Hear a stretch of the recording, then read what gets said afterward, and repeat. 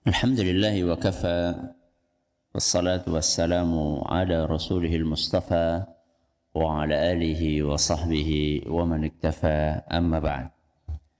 Kita panjatkan puja dan puji syukur kehadirat Allah subhanahu wa ta'ala.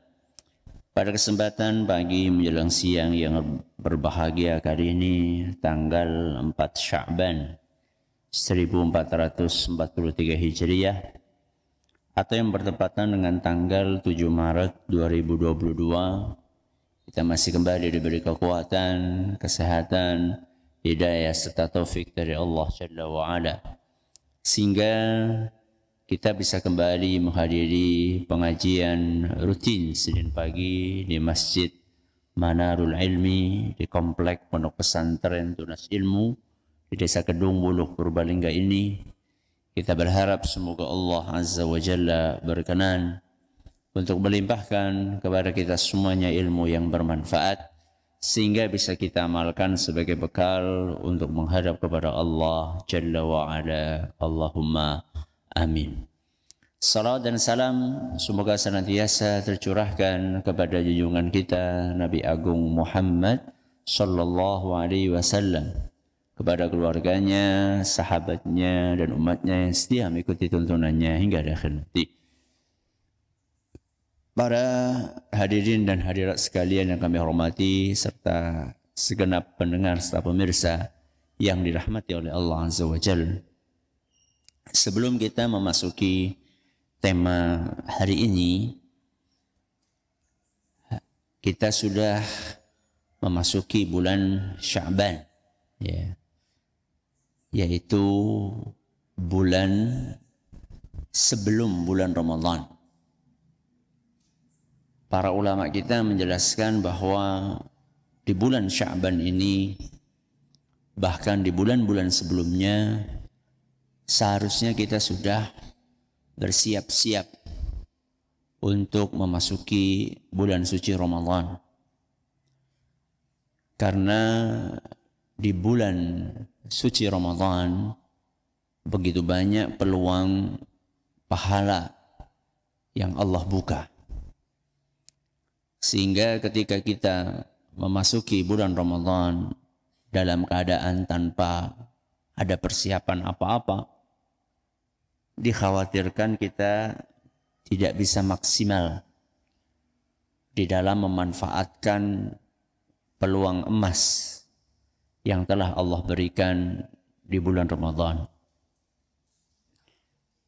Sehingga di bulan Sya'ban ini kita sudah bersiap-siap. Contoh misalnya membaca Al-Quran. Ketika kita sebelum bulan Ramadan, kita hanya bisa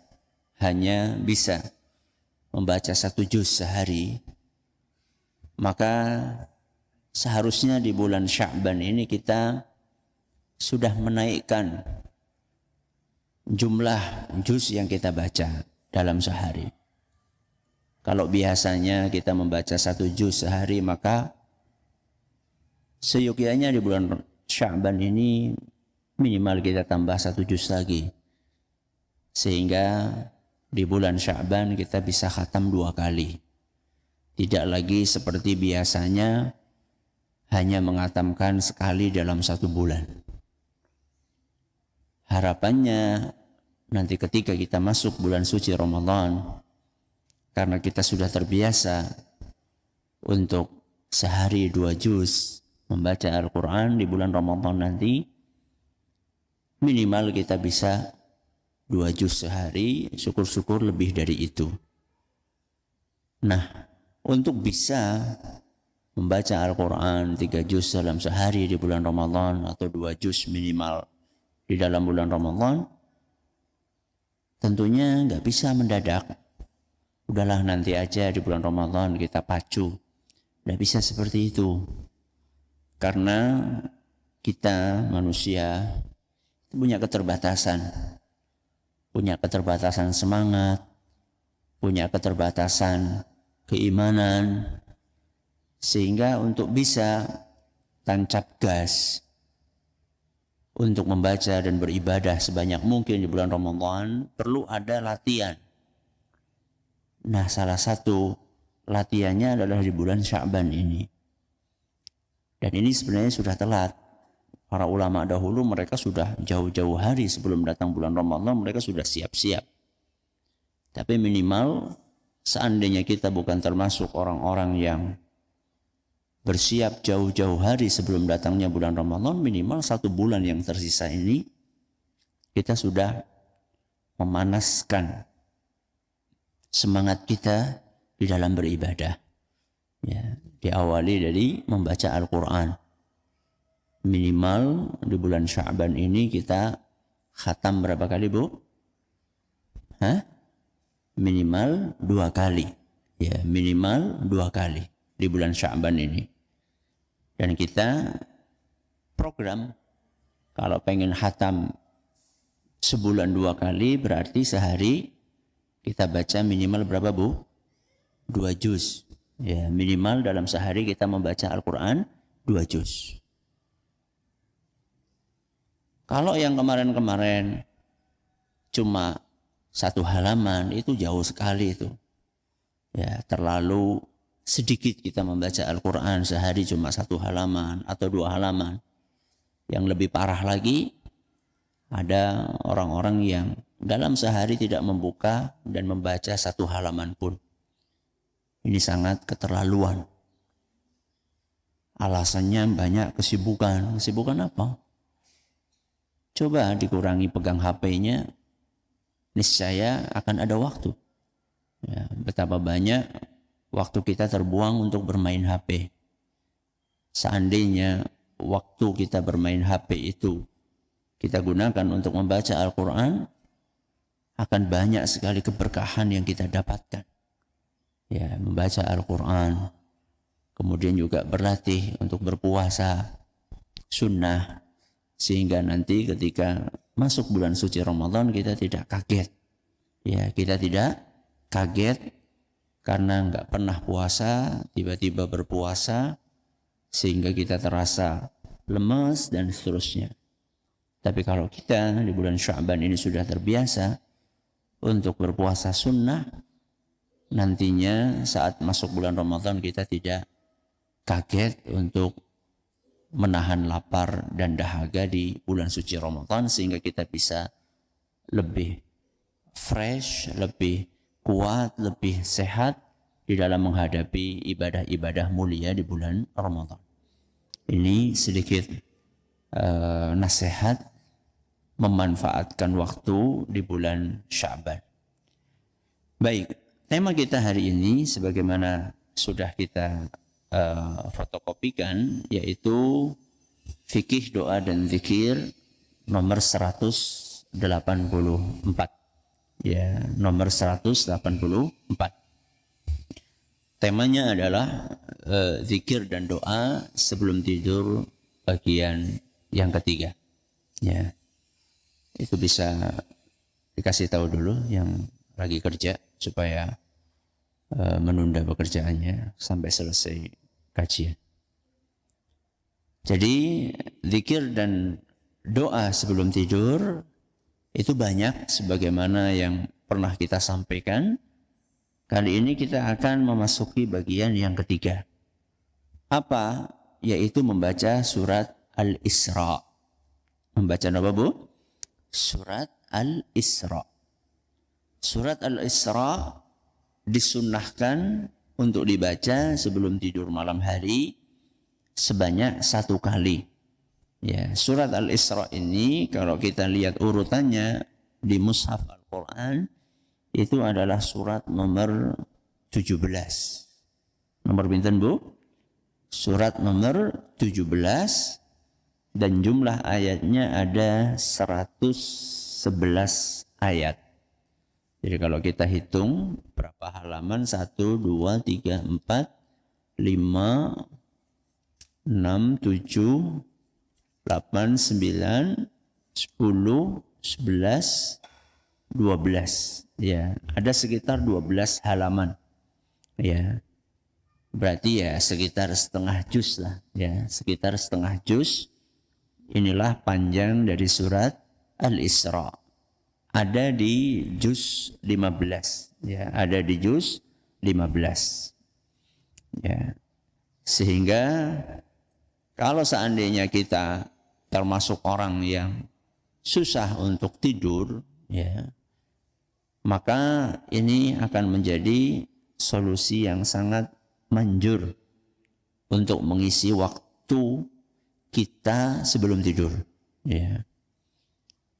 InsyaAllah biidnillahi azza wa jalla, dengan izin Allah, ketika kita membaca ayat-ayat ini, karena cukup panjang ya, ada sekitar setengah juz, maka dengan izin Allah subhanahu wa ta'ala akan membantu kita untuk lebih tenang. Ya, akan membantu kita untuk lebih tenang menjelang tidur kita. Sehingga insya Allah tidur kita akan lebih pulas. Dan kita juga akan bangun dalam keadaan lebih fresh. Apa dalilnya? Dalilnya adalah sebuah hadis yang disampaikan oleh Ummul Mukminin, ibunda kita Aisyah radhiyallahu anha. Kata beliau, kana an-nabiyyu sallallahu alaihi wasallam la yanamu hatta yaqra'a Bani Israila waz-Zumar. Apa kata ibunda kita Aisyah radhiyallahu anha, bahwa Rasulullah sallallahu alaihi wasallam tidak akan tidur di malam hari kecuali setelah membaca Bani Israil. Bani Israil itu adalah surat nama lain dari surat Al-Isra dan surat Az-Zumar. Ini akan kita bahas pada pertemuan yang lain. Jadi hari ini kita akan membahas surat Al-Isra terlebih dahulu. Hadis ini diriwayatkan oleh Imam At-Tirmidzi dan dinyatakan sahih oleh Imam Ibnu Khuzaimah dan Syekh Al-Albani. Jadi hadis ini menunjukkan disunnahkannya membaca surat Al-Isra sebelum tidur. Ya, membaca surat Al-Isra sebelum tidur. Dan akan lebih maksimal lagi manfaat yang kita petik ya saat kita membaca surat Al-Isra apabila kita membacanya sambil merenungi kandungan yang ada di dalam surat mulia ini.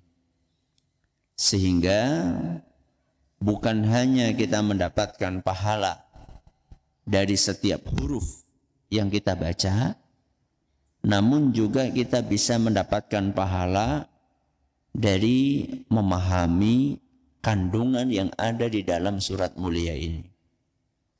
Syukur-syukur nanti kita juga akan mendapatkan pahala mengamalkan isi ya dari surat yang mulia ini. Para ulama kita menjelaskan bahwa secara global surat mulia ini terbagi menjadi 3 poin pembahasan. Secara global surat mulia ini terbagi menjadi 3 poin pembahasan. Yang pertama dari ayat 1 sampai ayat 8. Ini poin yang pertama. Poin yang kedua dari ayat 9 sampai 98. Ya, dari ayat 9 sampai 98. Sedangkan poin yang ketiga dari ayat 99 sampai ayat yang terakhir yaitu ayat 111. Nah, inilah pembagian kira-kira kandungan yang ada dalam surat Al-Isra. Memahami secara global isi kandungan suatu surat itu akan sangat membantu kita untuk memahami isi secara detail dari surat Al-Isra. Dan tentunya tidak mungkin di satu pertemuan yang sangat terbatas waktunya ini kita mengkaji secara rinci. Makanya kita hanya akan bahas secara global isi dari surat Al-Isra ini. Kita awali dari poin yang pertama, yaitu dari ayat 1 sampai 8. Ini yang saya sebutkan sebagai pendahuluan.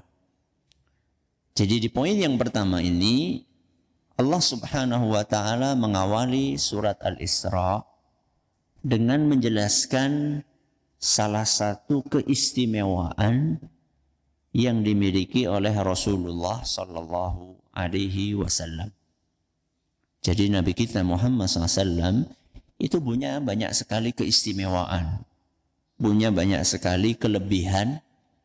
Yang kelebihan itu hanya Allah berikan kepada beliau, tidak diberikan kepada Nabi dan Rasul lain selain beliau.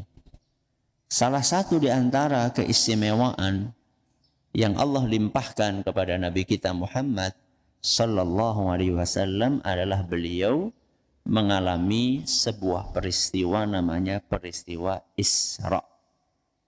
Peristiwa apa, Bu? Isra. Selama ini kita mendengar sebuah kejadian yaitu Isra wal Mi'raj. Apa, Bu? Isra wal Mi'raj. Jadi ini adalah dua istilah yang dijadikan satu. Ya, ada Isra, ada apa, Bu? Mi'raj. Ini dua pelajaran yang berbeda.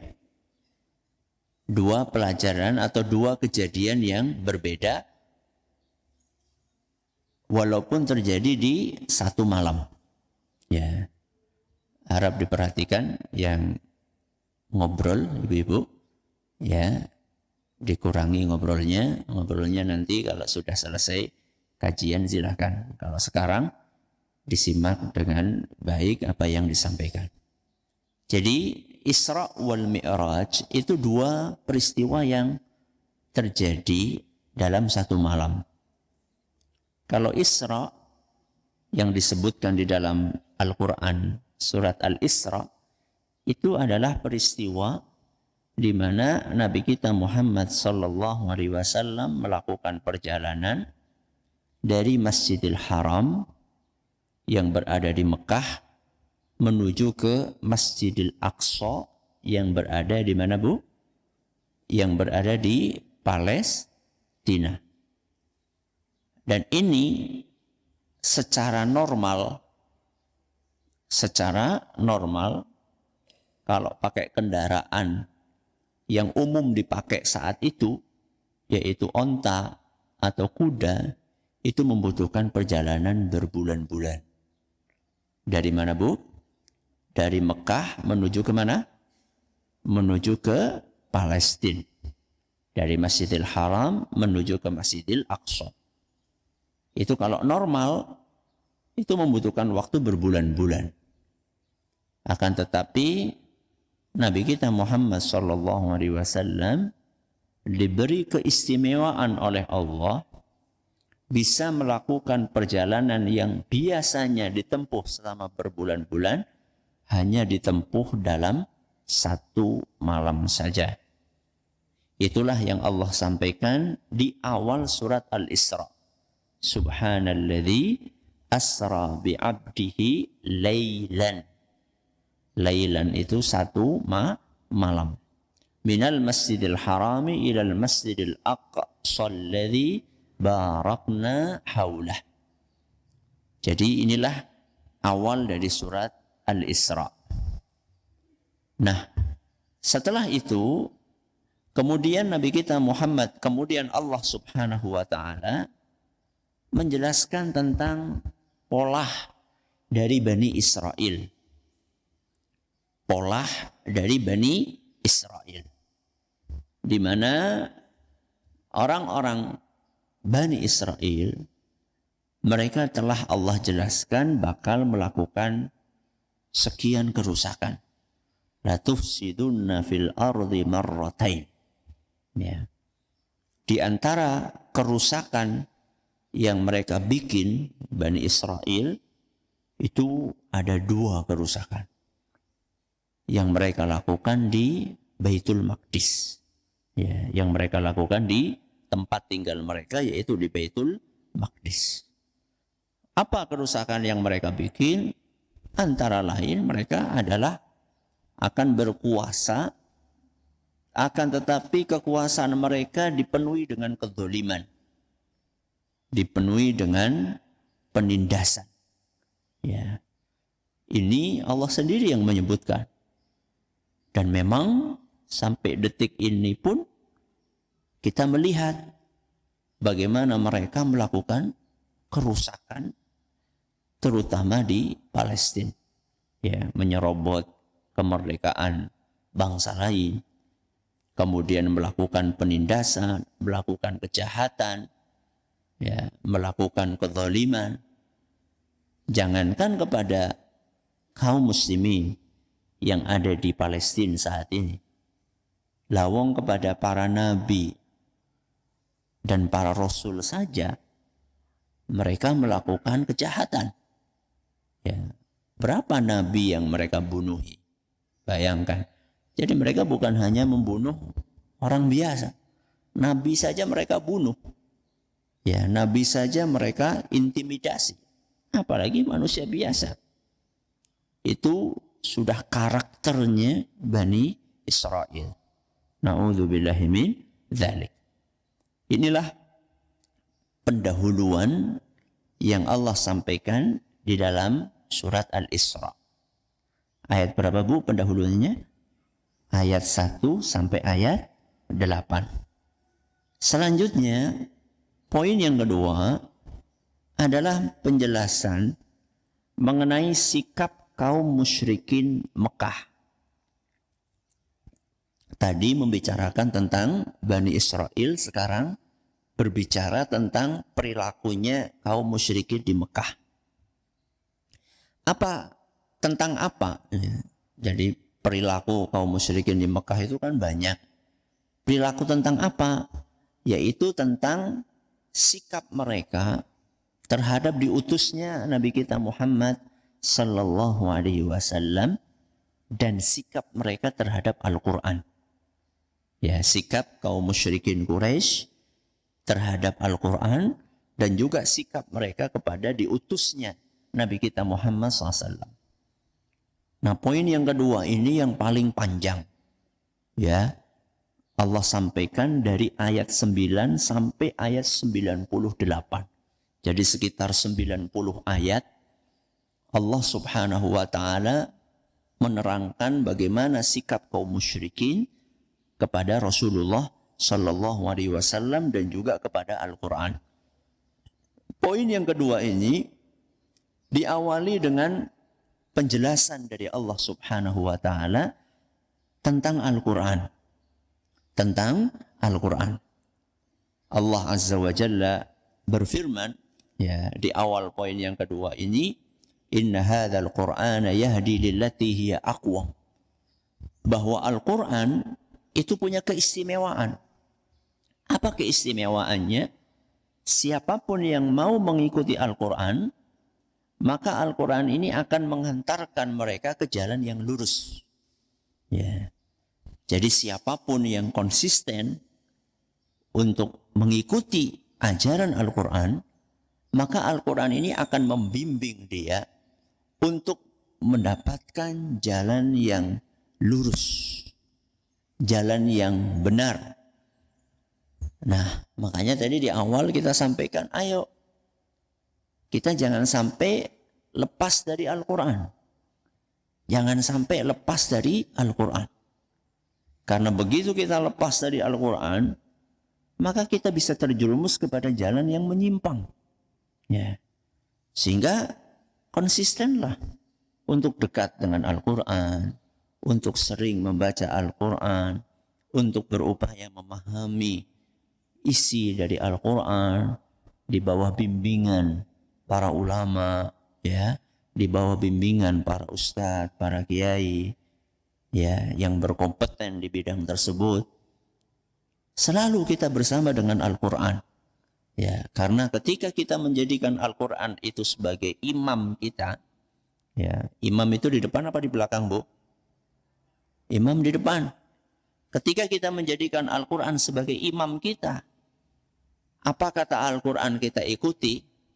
Ya, Al-Quran mengatakan A, kita ikuti mengatakan A.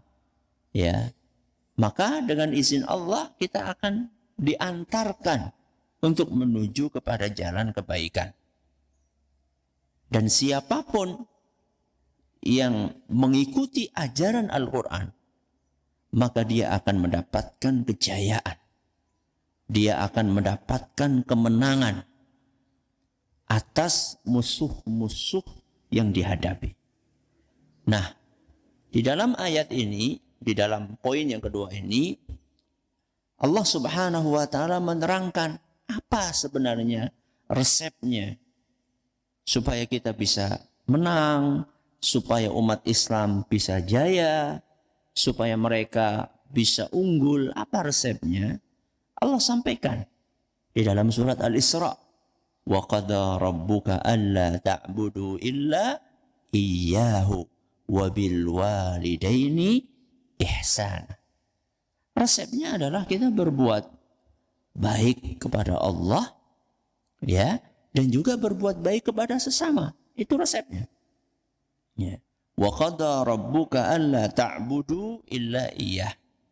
Kalau orang ingin mendapatkan kejayaan, umat Islam ini ingin mendapatkan kejayaannya kembali, maka dia harus alla ta'budu illa iyyah.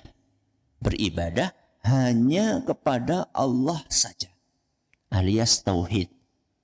Jadi ketika umat Islam ini berpegang dengan tauhid, hanya beribadah kepada Allah saja, tidak kepada yang selainnya, maka Allah akan mengaruniakan kemenangan kepada umat Islam.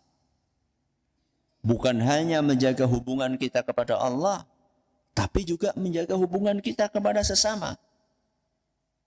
Siapa sesama itu? Ya siapa lagi kalau bukan pertama kali adalah orang tua kita. Makanya di sini dikatakan wabil walidaini ihsan. Berbuat baik kepada orang tua.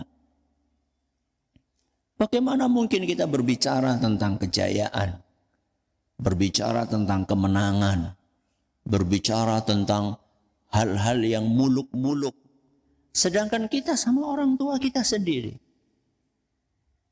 yang berjasa untuk melahirkan kita dengan izin Allah Subhanahu wa Ta'ala, kita nggak berbakti, kita nggak peduli dengan orang tua kita, ya, kita tidak berkomunikasi secara baik kepada mereka, kita cuek dengan orang tua kita, bagaimana mungkin akan mendapatkan kejayaan?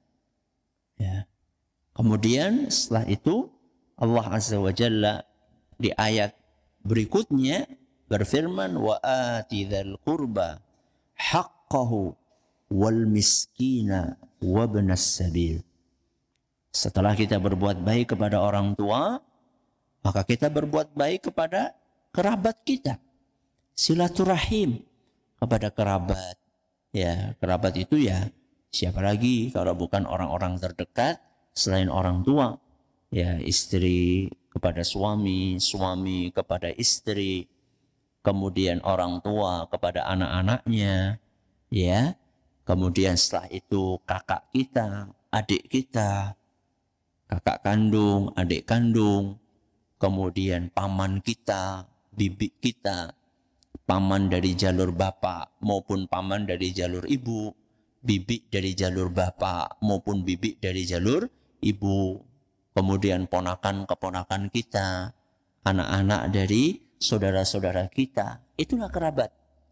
Kita disuruh oleh Allah Subhanahu wa Ta'ala untuk berbuat baik kepada mereka. Wa atidzal qurba haqqahu. Penuhilah hak dari kerabat kalian. Banyak dari kita kurang peduli dengan kerabat-kerabat tersebut.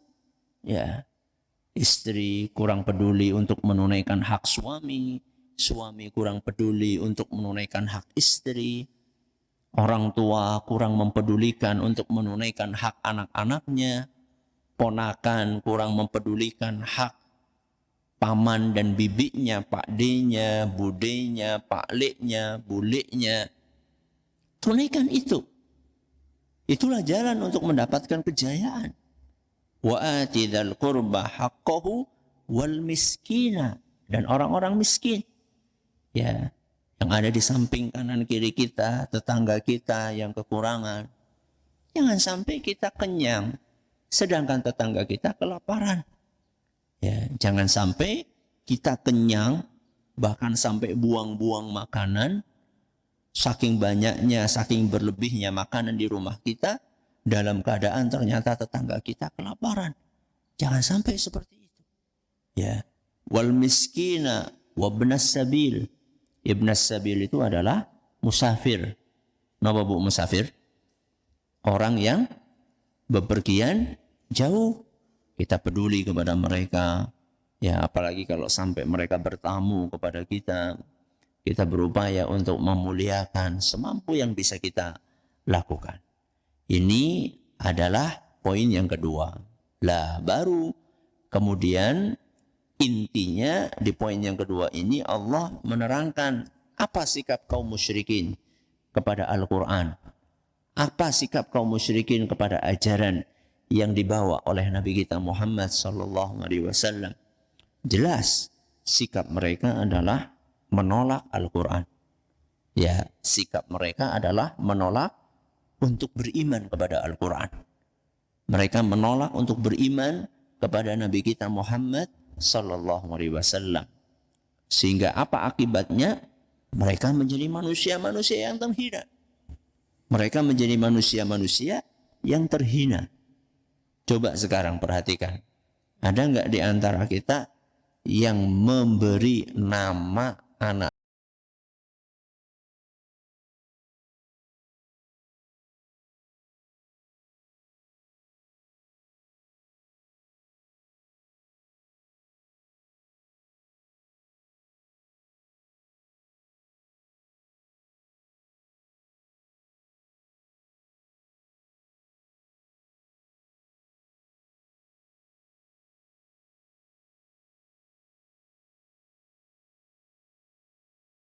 Mereka bangsawan, dihargai, dihormati, dimuliakan oleh masyarakatnya. Kenapa sekarang ini tidak ada yang mau memakai nama mereka untuk memberi nama anaknya? Kenapa? Allah timpakan kehinaan kepada mereka. Karena mereka nggak mau beriman. Mereka nggak mau beriman terhadap Al-Quran. Apalagi isinya. Al-Quran menjelaskan tentang adanya hari akhirat, tentang adanya hari kebangkitan. Mereka nggak mau beriman. Bahkan mereka menghina, meremehkan ajaran tentang adanya hari kiamat. Ya. Mereka berupaya untuk menebarkan keraguan di masyarakat. Nggak mungkin kita ini dibangkitkan lagi. Wong, nanti ketika kita mati, tulang kita bakalan hancur. Ya. Tulang kita bakalan hancur.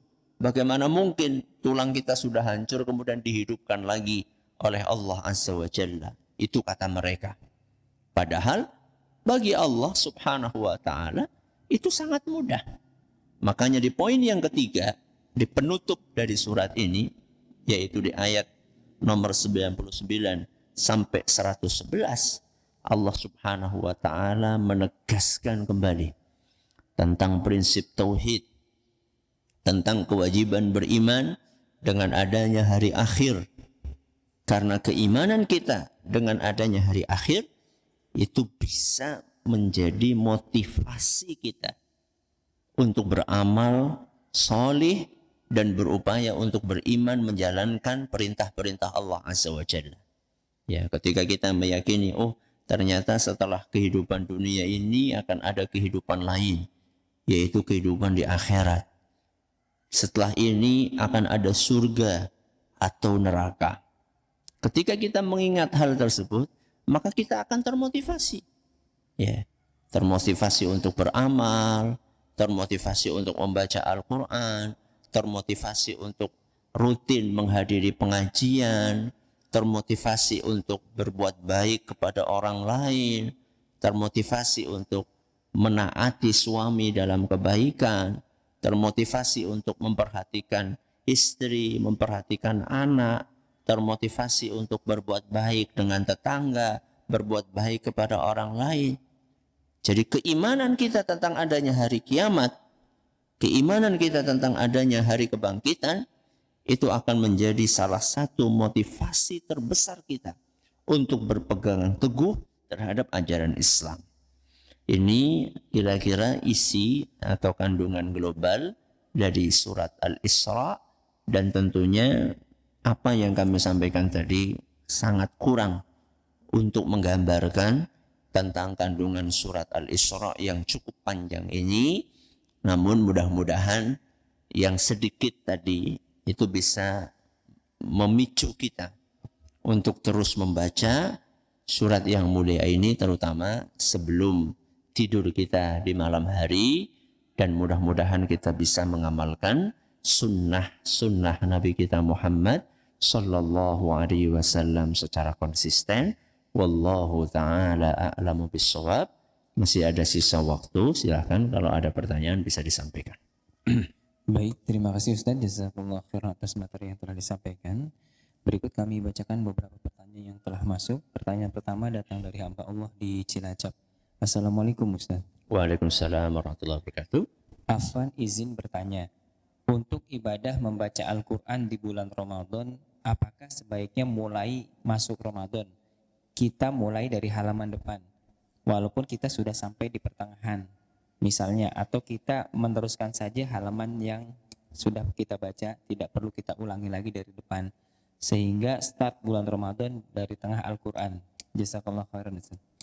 Intinya adalah membaca Al-Quran. Ya, intinya adalah membaca Al-Quran. Mau dari awal, mau dari pertengahan, intinya membaca Al-Quran. Bukan hanya membaca Al-Quran, tapi membaca Al-Quran sebanyak mungkin. Jadi jangan sampai sudah kita mengawali bulan Ramadan dari pertengahan Al-Quran, sudah mulainya juz 15 misalnya, ternyata nggak khatam juga. Itu kan keterlaluan. Sudah mulainya bukan dari juz 1, mulainya juz 15 misalnya. Ternyata sampai akhir bulan Ramadan nggak khatam. Berarti kan di bulan Ramadan cuma baca berapa juz? Ya, 15 juz pun nggak ada. Jangan seperti itu. Ya. Jadi intinya mau mulai dari juz pertama atau melanjutkan, intinya adalah perbanyak. Ya, intinya adalah perbanyak. Diawali dari bulan Sya'ban ini, memotivasi, memacu kita, memaksa kita untuk memaksa nafsu kita untuk bisa memperbanyak membaca Al-Quran. Godaannya pasti adalah malas, kemudian sok sibuk, sok ada kegiatan ini, kegiatan itu, yang sejatinya intinya adalah setan berupaya kita untuk mencari-cari alasan. Ya, seakan-akan kayak panjang banget baca, sebenarnya enggak. Ya, itu hanya paling 1 juz Al-Quran itu paling hanya membutuhkan waktu setengah jam paling. Yang lebih lancar bacanya mungkin hanya 20 menit. Itu waktu yang sebentar dibandingkan kita bermain HP atau ngobrol dengan orang lain yang tidak ada manfaatnya. Ya. Baik, terima kasih Ustaz. Jazakallahu khairan atas jawabannya. Pertanyaan berikutnya, Bismillah. Assalamualaikum Ustaz. Waalaikumsalam warahmatullahi wabarakatuh. Semoga Allah senantiasa menjaga Ustaz dan keluarga. Amin. Mohon tips dan nasihatnya agar dimudahkan mengamalkan zikir sebelum tidur. Terkadang sudah niat mau membaca zikir, qadarullah tertidur karena ngantuk dan sangat lelah. Jazakallahu khairan Ustaz. Perlu ada pembiasaan, ya. Perlu ada pembiasaan, dimulai dari yang gampang-gampang. Ya. Mungkin ada sebagian orang belum pernah zikir, belum pernah baca bacaan sebelum tidur. Nah, kalau memang belum pernah sama sekali, ya paling baca juga Bismika Allahumma amutu wa ahya, atau Bismika Allahumma ahya wa amut. Kalau memang hanya itu biasanya, kemudian dia pengen mengawali untuk membaca zikir-zikir yang lainnya, maka bacalah dari yang pendek-pendek sehingga tidak kaget. Contoh misalnya sebelum tidur, nanti kita akan jelaskan, kita disunahkan untuk membaca ayat, sudah pernah kita jelaskan ayat kursi, kemudian 2 ayat terakhir dari surat apa? Al-Baqarah. Ya, ini kan yang pendek-pendek. Nah, ayat kursi paling cuma berapa baris, ya. Kemudian akhir dari surat Al-Baqarah itu kan cuma 2 ayat saja. Amanar Rasul, ya, paling juga cuma setengah halaman. Itu kan pendek. Diawali dari yang pendek-pendek. Ya. Juga disunahkan membaca surat Al-Ikhlas, Al-Falaq, An-Nas sebelum tidur. Jadi diawali dari yang pendek-pendek. Kemudian berupaya untuk merutinkan. Ya, berupaya untuk merutinkan. Saya pribadi juga kira-kira demikian. Ya. Awal tahu tentang bacaan sebelum tidur ini belum sampai membaca surat Al-Isra belum. Ya, baru membaca surat-surat yang pendek-pendek tadi. Ya, Al-Ikhlas, Al-Falaq, An-Nas, ayat kursi, 2 ayat terakhir dari surat Al-Baqarah. Berupaya untuk konsisten. Ya. Nah, setelah konsisten, kemudian bertahap memasuki suratan-suratan yang panjang. Contoh misalnya surat Al-Isra ini kan lumayan panjang nih. Ya, setelah kita bisa konsisten membaca surat yang pendek-pendek tadi, ya, maka kita tambah. Ya, kita tambah dengan suratan yang lainnya. Jadi intinya berlatihlah secara bertahap. Ya, secara bertahap, jangan langsung pengen kita baca semuanya. Biasanya kalau seperti itu kaget kita. Ya, karena nggak pernah baca-baca, tahu-tahu langsung baca banyak, itu kaget. Ya, tapi kalau misalnya kita awali dari yang pendek-pendek, kemudian kita biasakan, setelah itu kita naikkan grade-nya, ya, kita naikkan levelnya, kita baca yang lainnya, maka insya Allah dengan demikian kita akan bisa menjaga konsistensi kita untuk membaca bacaan-bacaan sebelum tidur. Wallahu a'lam. Baik, terima kasih Ustaz. Jazakumullahu khairan atas jawabannya. Pertanyaan berikutnya datang dari hamba Allah di Purbalingga. Assalamualaikum warahmatullahi wabarakatuh Ustaz. Waalaikumsalam warahmatullahi wabarakatuh. Ketika kita mau tidur, ketika membaca doa, apakah sambil duduk atau dengan berbaring?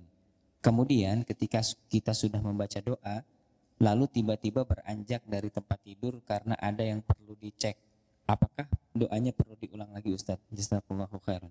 Fleksibel, ya, posisi kita fleksibel. Tapi kalau baca Al-Quran, ya, dan cukup panjang seperti ini, kalau kita bisa duduk itu lebih utama. Ya, lebih utama. Kalau kita membaca yang ayat kursi, kemudian kita sudah hafal nih, udah hafal di luar kepala. Ya, kemudian juga Al-Ikhlas, Al-Falaq, An-Nas, itu sambil tiduran tidak ada masalah.